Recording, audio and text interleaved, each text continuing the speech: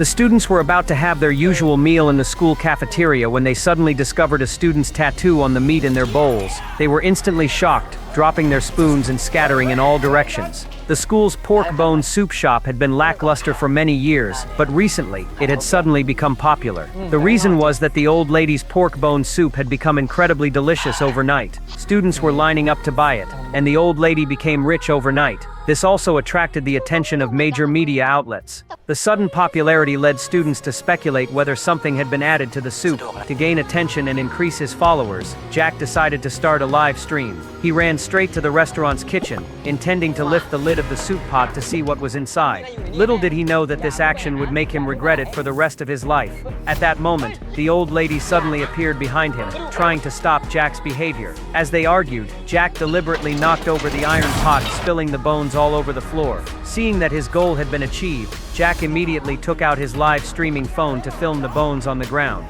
The popularity of the live stream skyrocketed, and his fans supported Jack's actions, verbally attacking the old lady. The local government had a ban on eating dog meat, but they failed to notice the old lady's actions. She secretly hid something wrapped in a white cloth from the pot. Meanwhile, Jack became even more reckless, instantly labeling the old lady as a villain. The students called her an old witch. Quickly, Jack became famous in the school, and was seen as a hero by his peers. He felt very proud and even tattooed his name on his neck. However, the old lady faced online attacks and contempt, and her once thriving business was on the verge of bankruptcy. Soon Jack faced retaliation. One day he felt like someone was following him. He followed the feeling, and ended up at the sports field. A dark figure suddenly appeared behind him, and from that day on, Jack disappeared without a trace. A few days later, the old lady's business started booming again. A student, while eating, suddenly discovered a piece of meat with a tattoo. The name of this movie is Campus Ghost Story, a very exciting and thrilling film.